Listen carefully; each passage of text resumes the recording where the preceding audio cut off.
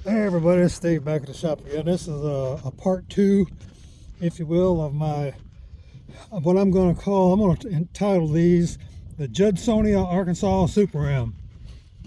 After my experiences yesterday of picking up this old bird over there in Arkansas, I'm in Tennessee, about a 3-hour drive to go get it. I want to kind of highlight some things here. I'll highlight the tractor in general and kind of, bad as I hate to admit it and get red-faced about it, how I got snookered even though I've been doing this mess for close to 40 years. So anyway, let's look a little closer here. If you'll see, this is actually a Super Ram, but it's got a kerosene burning engine on it. That's a kerosene manifold, and if I didn't know better, some of you folks could correct me on it. That thing almost looks like it came off of a F-30 or something. I could very well be wrong about that, but I'm not into the unstyled tractors too much. But it's a two-piece job, and when I bought this, there was a cup setting up here covering this part, true enough.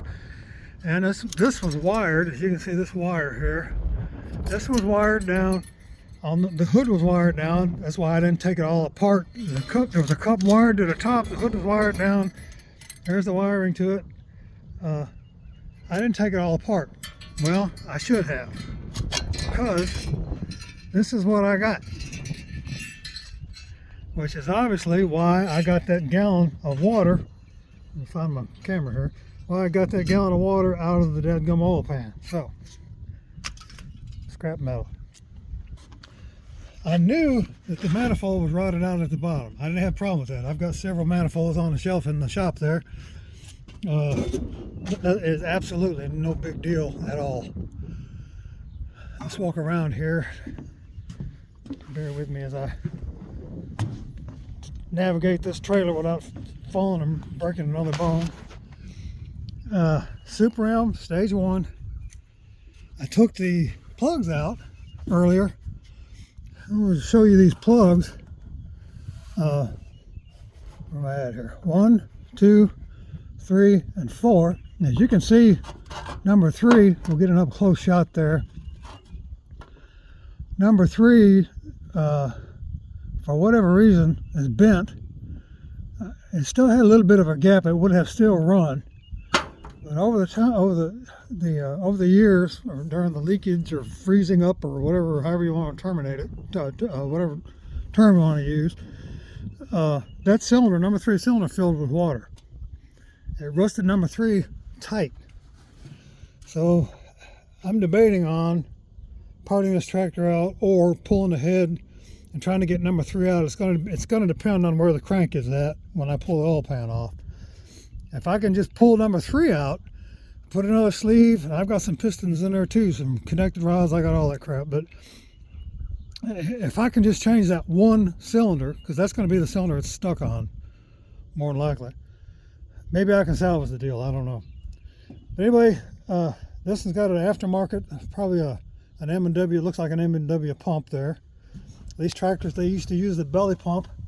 As you can see here, this one's no exception. They use the belly pump as an oil reservoir. Sometimes they would hook into the drain.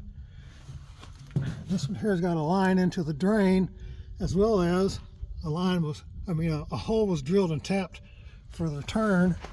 They came out, or this one here, they came off the pump and fed back into the oil pan. The oil reservoir.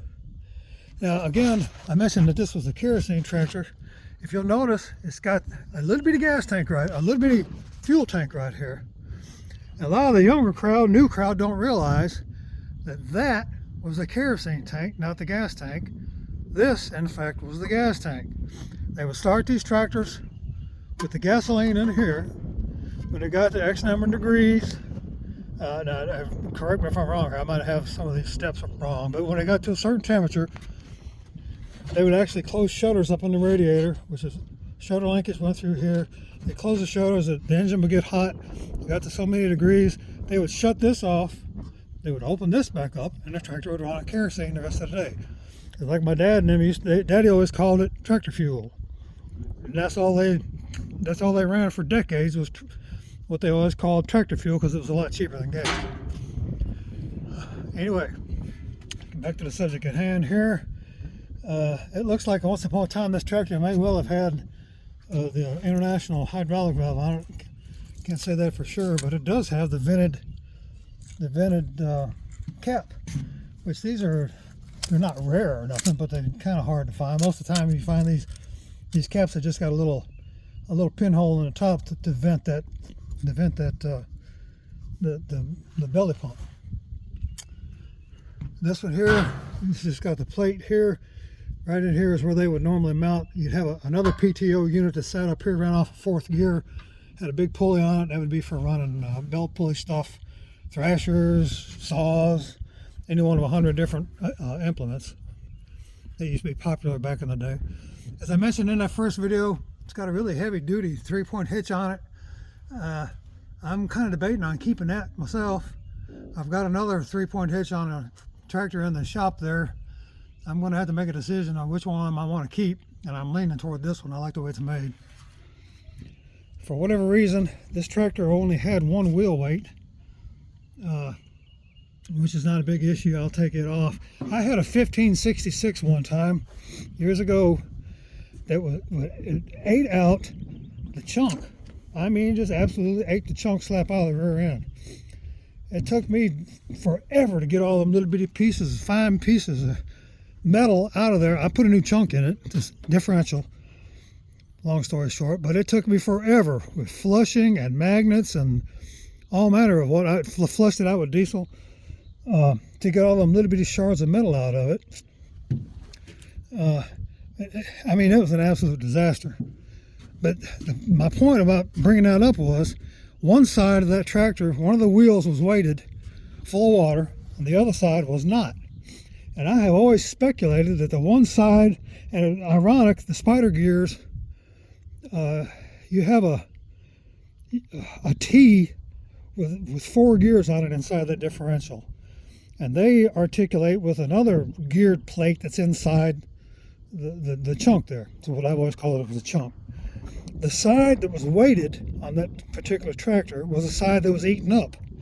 And I've always guessed or speculated that because one side was weighted and one side was not, that the heavy side obviously grabbed the ground where the unweighted side didn't. Created more of a, I don't know, more stress, more strain on that particular side. I could be crazy, but from then on, I would never run one of these things with only one side weighted, long story short. Anyway, to get back to the subject matter at hand here. I'm probably not going to make any more videos on this particular tractor. Now, if I start tearing this down, if I pull ahead or whatever and get into here, we'll see what number 3 looks like. I'll go ahead and make another video. But for now, I'm going to let this thing go until I get over my mad spell here and I lick my wounds and kick myself in the butt for being such a sucker at my age. All right, this is Steve. Back to the shop. Thanks for watching.